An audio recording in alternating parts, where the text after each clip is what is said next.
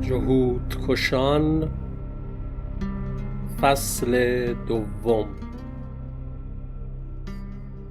صدای یا علی صلوات و قتل جهودها به لفظ واحد از جمعیت بلند و شنیده می شد.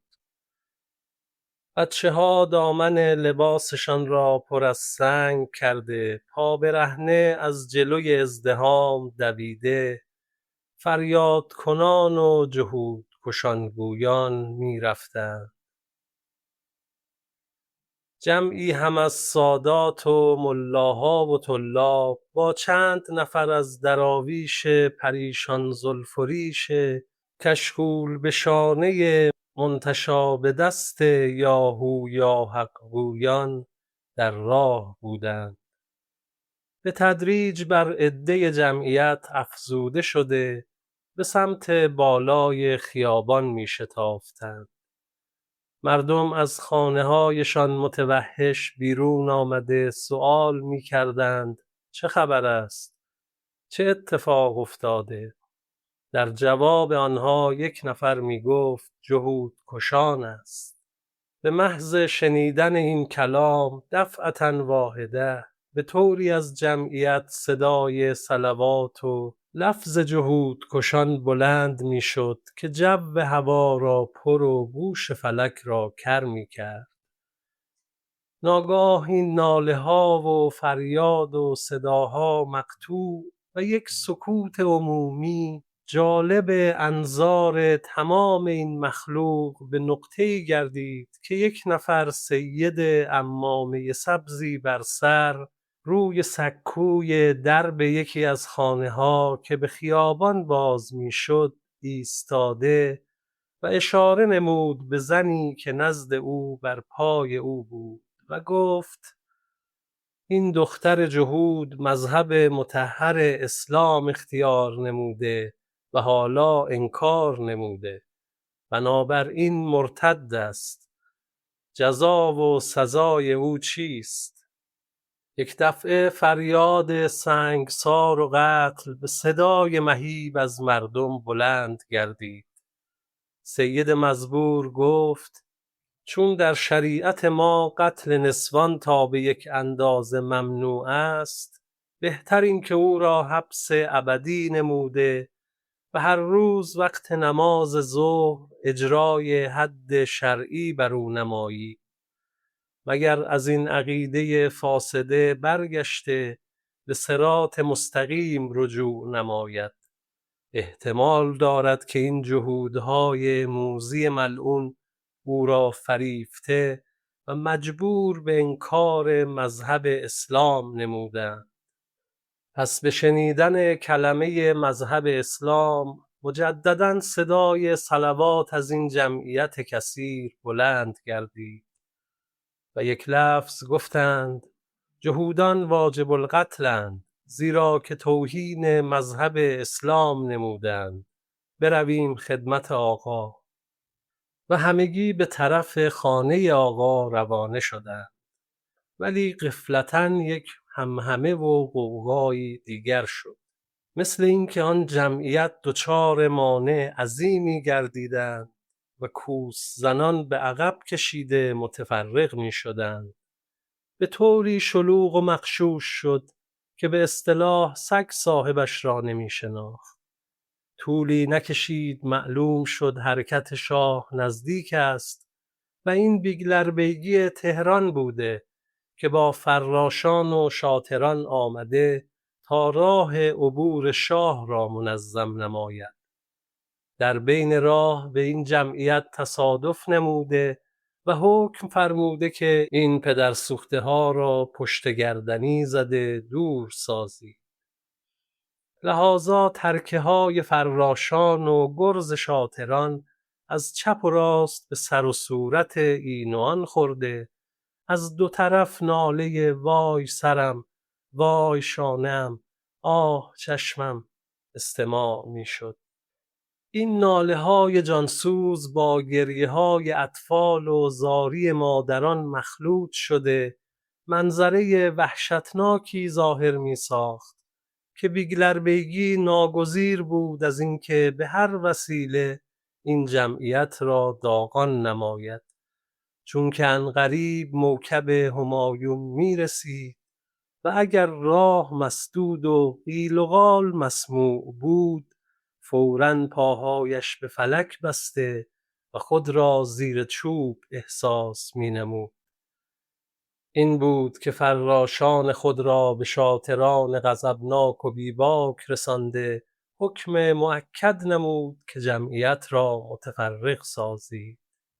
به اطاعت رئیسشان با کمال بیرحمی به جان مردم افتاده دور کنار می نمودند، تا اینکه خود بیگلربیگی هم به مرکز اغتشاش رسیده منظره جگرسوزی را که ذکرش خواهد آمد به چشم خود مشاهده نمود.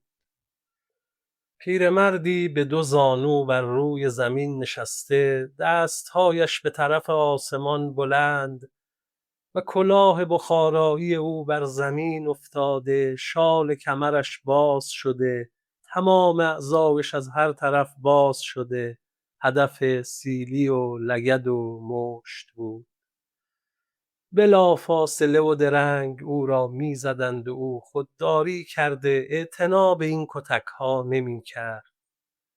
همینقدر با تضرع و التماس به مردم نگاه کرده می گفت محض رضای خاطر پیغمبر ای آقایان امان دخیل، و فریاد کنان با دست اشاره به زنی می کرد که خود را در چادر پیچیده و روی زمین سر زانو نشسته و ظاهراً گریه می کرد، چنان که شانه هایش تکان می خورد و دور او را سادات و ملاها حلقه زده بودند و می گفت که دست به دخترم نگذاری.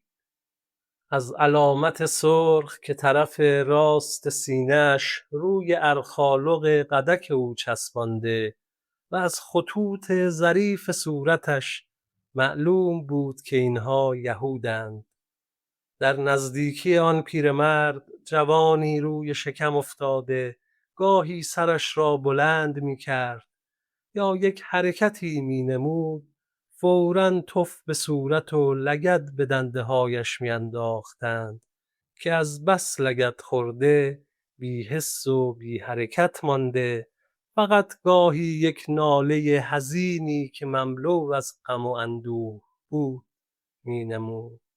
و با آنکه گردآلود بود از شدت کتکی که به او زده بودند، مهازا از چهره و ریش و سبیل نورسته و علامت سرخ سینه‌اش معلوم میشد که آن هم یهودی است. سنش 22 الی 24. تا چشم بیگلربیگی به این افتاد فریاد نمود چرا اینها را گرفته به چه تقصیر کتکشان میزنید؟ این ضعیفه برای چه گریه می کند؟ پدر سوخته ها مگر شاه مرده؟ فراش ها این جمعیت را از هم بپاشید. یک نفر سید پیر که این تغییر را شنید نزدیک آمده گفت جناب خان قدری صبر کنید، این اوضاع تمام به حکم من نیست بلکه به حکم امام جمعه فراهم آمده و این زن که روی زمین نشسته و گریه می کند زن این سید حاضر است. جهودها به سبب فطرت ملعون او را فریب داده و گریزانده و به دین خودشان درآوردند و تنبیه آنها مرگ است. یهود پیر فلک زده خم شد، کلاه از زمین برداشت، به سر گذارد، ایستاده یک تعظیم طولانی به بیگلربیگی نمود و عرض کرد به جبه شاه قسم و به سر مبارک شما قسم سید خلاف عرض می کند. این دختر اسمش یستیر و یگانه اولاد من است. این جوان خونالود غلام شما و نامزد اوست و همین چند روزه خیال عروسی داشتم. 5 روز قبل همین سید که در محله ما مسکن دارد و همسایه ماست هنگام عبور دخترم با کنیزش در کوچه او را گرفته به خانه خود برده نگاه داشته بود. دیروز بر حسب اتفاق در خانه سید باز مانده، دخترم فرار کرده به خانه خودمان آمد و من مصمم بودم که خدمت سرکار مشرف شده از دست سید تظلم نمایم. ناگاه نوکرهای امام جمعه به سرمان ریخته و افترا بسته که یعنی ما زن مسلمان گریزاندیم و با ضرب کتک ما را از خانه بیرون کشیده تا اینجا آورده نمیدانیم به کجا میبرند. آخر مگر ما بنده خدا و رعیت شاه نیستیم؟ آن سید جوان که سر آن دختری ایستاده بود به فریاد گفت این جهود متعفن بددین دروغ میگوید. این زن مسلمان و به عقد من است. ملا کاظم هم شاهد است. ملا کاظم با چشمهای گود رفته تسبیح به دست پیش آمده، تکیه به چوب دستی زده، اشهد بالله گویان نزدیک خان آمده. بدون آن که چیزی از او بپرسند گفت بلی من عاقد آنها بودم و از زبان این دختر کلمه شهادت شنیدم. تعجب دارم که این جهود بددین عوض این که دخترش نجات یافته و بهشتی شده شادی و افتخار نماید، به جهت نجات دخترش از آتش چقدر حزن و ملال دارد. ای جهود متعفن، برو شکر کن، شکایت برای چه؟ پیرمرد یهود فریاد کنان گفت ای خان، به خدای واحد قسم ملا کاظم دروغ میگوید. دخترم را ترسانده بودند که اگر هرچه ما گفتیم تو نگویی میکشیمت. او هم از ترس کلمه شهادت گفته. بعد او را برای این سید عقد کردند. شما را به جقه شاه قسم که این مطلب را تحقیق فرمایی تا صدق و کذب معلوم شود. اگر بنده یک کلمه خلاف عرض کردم از حضرت موسی محروم باشم و سرکار بفرمایید مرا قطعه قطعه نمایند. یستیر عزیزم بجنب، تفصیل را برای خان عرض کن. بیگلربیگی از این بیانات متحیر نمیدانست چه کند. اگر دختر را به دست پدر می سپرد و آنها را نجات می داد، هم آقای امام را متغیر می ساخت و هم محله یهودی ها را به خطر می انداخت. علل خصوص که ایام جهود کشان معمولی هم نزدیک و مزید علت می شد و اگر می خواست دختر را به سادات بدهد آن هم بدتر و خطرناک بود، زیرا که احتمال داشت یهودها عرض حال خود به حضور اعلی حضرت رسانند. انگلیس هم توسط نموده کار سخت و مشکل تر شود. در این حین صدای شیپور بلند و از اطراف فریاد شاه آمد، شاه آمد شنیده شد. بیگلربیگی مضطرب گردید و تکلیف خود نمیدانست. عاقبت حکم کرد جهودها را با دختر ببرید خدمت آقا. همین که شاه تشریف برد من هم خدمت آقا شرفیاب شده مطلب را درست تحقیق نمایم. سادات، شما هم بروید خانه آقا منتظر من باشید. حاجی سلیم، جهودها را ببر خانه آقا، اما ملتفت باش کسی به آنها اذیت نکند. بروید گم شوید. شاطر سلیم آن جوان یهودی را که روی شکم افتاده بود بلند نموده که با سایر یهودها به خانه آقا ببرد. به محض آن که مرد پیر دخترش را گرفته و راه افتاد، آن سید جوان غیور نزدیک رفته گفت ای جهود متعفن، اگر به صورت زنم نگاه کرده ای فوراً میکشمت.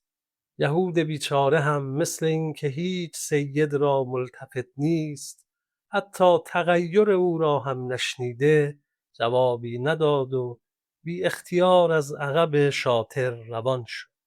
شیپور ثانی که علامت خروج اعلیحضرت از قصر سلطنت و اخبار سوار شدن بود، شدیدتر و بلندتر کشیدند. باز شاطران و فراشان به وحشیگری تمام مردم را دور باش گویان به شدت می‌زدند تا آنها را متفرق کردند و خودشان به طول خیابان از دو طرف ایستادند. سایر خلق هم که از ضرب کتک حس و حال فرار کردن نداشتند، در کنار خیابان مانند نقش دیوار صم بکم مانده، بعضی هم به عجله تمام دستها از دسته‌های عبا و جیب‌ها بیرون منتظر قدوم موکب مبارک بودند. دفعه آخر بیگلر بیگی بانگ‌های تندی به مخلوق زد که بدانند نباید از جایشان حرکت کنند، ولی خودش زیاد مضطرب بود و دلش می‌تپید. از خدا مسئلت می‌کرد که این دفعه سالم بگذرد، چون که عارضین و مظلومین فقط روزهایی که اعلیحضرت سوار می‌شود به جهت عرایض و تظلم نمودن خودشان انتخاب نموده، جلوی راه را گرفته عرض حال می‌نمایند و به غیر از این روزها اوقات دیگر عرض کردن آنها محال و غیر ممکن است. در این صورت وای بر احوال بیگلر بیگی که هرگاه شاه اوقاتش تلخ و عارض تظلم نماید، اگر پاهای بیگلر بیگی به فلک بسته و به هوا بلند نمیشد، شاید ولی بدون ضرر جیب و کیسه نمیگذشت. باید اقلاً 500 الی 1000 اشرفی تصدق سر اعلیحضرت و تقدیم صدراعظم نماید. اگرچه از حسن اتفاق در این جمعیت کسی متظلم و عارض نشد و پیش از وقت هم به فراشان و شاطران قدغن بلیغ نموده بود که به هر وسیله و تدبیر باشد نگذارند مظلومین به حضور مبارک عرض تظلم نمایند. ولی با وجود این پیشبینی‌ها دقیقه‌ای راحت نبود، خصوصاً که شب قبل خوابهای موحش بد دیده و فرصت هم نکرده که از معبرین تعبیر و توضیح بخواهد. آخرالامر به طبع تسلی یافته و به خود گفته هرچه قسمت است می شود. شیپور سیم به صدای فوق‌العاده بلند گردید و سر سوار کیوان مدار رسید و از گوشه درب الماس نمایان شد.